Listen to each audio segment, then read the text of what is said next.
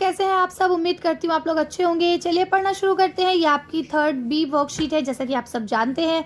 तो पहले आप लोग इसे अच्छे से लेबल कर लेंगे। ईवीएस की वर्कशीट है, इसे लिख लेंगे, क्लास लिख लेंगे, अपना नाम, अपने टीचर का नाम और डेट आप लोग डाल लेंगे।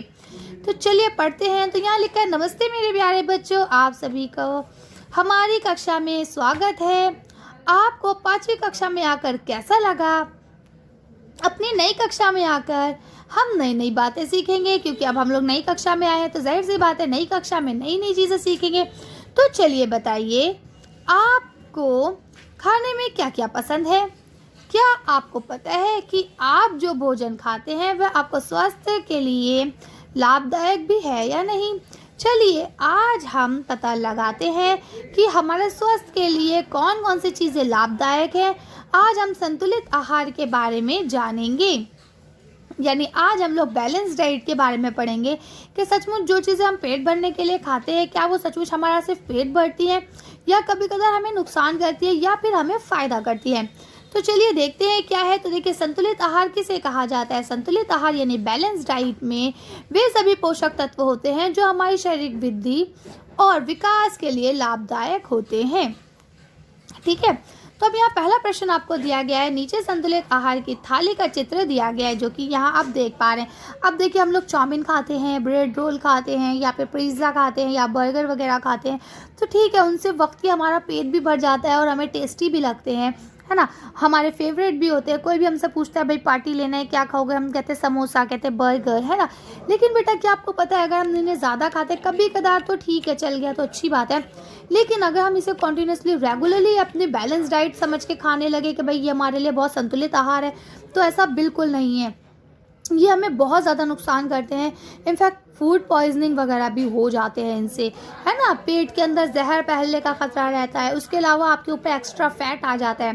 तो ये सब चीज़ें ना खाएं तो बेहतर है। हमें दाल, चावल, रोटी, है ना, यही चीज़ें खाना चाहिए। फल, सब्जियाँ, ये हमारे लिए बैलेंस डाइट होती हैं। ये हमें बीमार होने से भी बचाती है, साथ ही साथ हमें सारे पोषण तत्व भी देती है। तो देखिए लिखा है, जिसमें हमारे शरीर के लिए आवश्यक खाद्य पदार्थ यानी फूड आइटम को दर्शाया गया है। अब थाली को ध्यानपूर्वक देखते हुए अपने अध्यापक और अध्यापिका की मदद के साथ दी गई तालिका को भरिए। तो अब देखेंगे, यहाँ आप देख पा रहे हैं, आपको थाली दी गई है जिसमें इधर वेजिटेबल्स हैं, इधर होल ग्रेन्स हैं।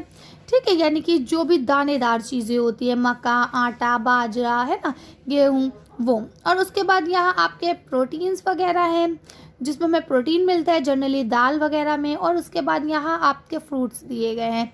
इसके अलावा यहाँ आपको ऑयल और वाटर भी दिया गया है।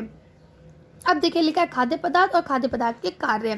तो देखिए, अगर हम बात करें सब्जी, फल, तो ये सारे हमें अलग अलग चीज़ें जैसे कार्बोहाइड्रेट, प्रोटीन, विटामिन्स, है ना, फैट, ये सब देने में मदद करते हैं। इसकी मैं टेबल आपको आंसर वाली भी दिखाऊंगी, फिलहाल समझ लीजिए। प्रोटीन जो होता है ये हमें एनर्जी देता है। ग्रेन्स यानी जो भी अनाज वगैरह हम खाते हैं, होल ग्रेन्स, ये भी हमें एनर्जी देते हैं, हमारे शरीर को बनने में मदद करते हैं ताकि हम बड़े हो सकें। और जो पानी है वो सबसे ज़्यादा अहम रोल अदा करता है। अगर हम खाना खाते हैं और अगर हमारे शरीर में पानी ना हो तो वो खाना डाइजेस्ट नहीं हो पाएगा, यानी खाना हजम नहीं हो पाएगा। इसलिए पानी जो है हमारे शरीर को तरावट देता है, हमारे शरीर को नमी देता है। इसके अलावा आप सब जानते हैं कि हमारा शरीर भी 71% पानी से भरा हुआ है। इसके अलावा वसा यानी कि आपकी चर्बी, जो कि हमें ऑयल वगैरह से मिलती है, तो ये अगर हम लिमिटेड लेते हैं तो हमें एनर्जी देती है। अगर हम ओवर लिमिट कर देते हैं, ज़्यादा लेने लगते हैं, तो ये हमें नुकसान देती है। तो चलिए इसका आंसर देख लेते हैं अब इस पूरी टेबल को। इसका आंसर यहाँ से लिख सकते हैं कि वेजिटेबल्स हमें क्या देता है? पोषण कार्य करता है। ठीक है, प्रोटीन देता है। फ्रूट्स हमें विटामिन, खनिज यानी मिनरल्स, ये सारी चीज़ें देते हैं और एंटीऑक्सीडेंट भी होते हैं। इसके अलावा प्रोटीन क्या करता है? हमारे शरीर की आधारभूत संरचना को बनाने में मदद करता है। उसके अलावा जो हम अनाज खाते हैं वो क्या होता है? उससे हमें शरीर की वृद्धि होती है एवं विकास होता है। ठीक है, जो हम पानी पीते हैं इससे शरीर में तरावट आती है और खाना भी हजम होता है। इसके अलावा जो आप वसा यानी तेल ये लेते हैं तो इससे हमें एनर्जी मिलती है। ठीक है, चलिए आगे बढ़ते हैं। देखिए, ये आपको दूसरा क्वेश्चन दिया गया है। आइए अब नीचे दिए गए प्रश्नों के माध्यम से अपने खान पान के विषय में जानते हैं। तो नंबर 1 क्या लिखा? आप दिन में कितने गिलास पानी पीते हैं? तो आप कितने गिलास पानी पीते हैं आप यहाँ लिखेंगे। जैसे मैं 10 से 12 गिलास पी लेती हूँ कम से कम, तो आप 10 से 12 लिख देंगे। जितना आप पीते हैं आप लिख लेंगे। सर लिखा आपको कौन कौन सी सब्जियाँ पसंद है? तो अब आपको कौन कौन सी सब्जियाँ पसंद है आप उन्हें लिख सकते हैं। आलू, है ना। मूली, गाजर, जो भी आपको पसंद है आप उन्हें लिख लेंगे। यहाँ लिखा है, क्या आप दूध एवं दूध से बनी कोई खाद्य पदार्थ खाते हैं? अगर खाते हैं तो उनका नाम लिखिए। तो देखिए, जैसे कि दूध से बनी खाद्य पदार्थ मिठाइयाँ होती है, पनीर होता है, दही होता है, ये सब चीज़ें, घी, ये सब दूध से ही बनता है। तो अगर आप खाते हैं तो आप लिख सकते हैं। फिलहाल चलिए इसका आंसर देख लेते हैं। तो देखिए, ये रहा बर्फ़ी, पनीर, खीर, ठीक है। तो ये सब चीज़ें हम खाते हैं तो आप लिख लेंगे। चलिए अगला क्वेश्चन पढ़ते हैं। अब देखिए, यहाँ पे अगला क्वेश्चन आपका लिखा है, आपकी पसंदीदा दाल का नाम क्या है? लिखिए। तो आपको कौन सी दाल सबसे ज़्यादा पसंद है? जैसे मुझे तो राजमा पसंद है, तो मैंने अपनी राजमा लिख दिया। अब आपको जो पसंद है आप उसे लिख सकते हैं। उसके बाद यहाँ लिखा है, सप्ताह में आप कितनी बार बाहर का खाना खाते हैं? तो देखिए, हमारे वहाँ तो बाहर का खाना बिल्कुल भी अलाउड नहीं है। क्यों? क्योंकि उससे पेट खराब हो जाता है। ठीक है, जब कोई पार्टी होती है, कोई स्पेशल मोमेंट होता है, तब हम लोग बाहर से मंगा लेते हैं, अदरवाइज़ हम लोग घर का ही खाना खाते हैं। क्यों? क्योंकि घर का खाना जो होता है वो हेल्थी होता है और हाइजीनिक भी होता है। ठीक है, तो मैं तो यहाँ लिख सकती हूँ कि हम, मान लीजिए बहुत रेयर हो गया तो हम हफ्ते में एक बार खाते हैं बस।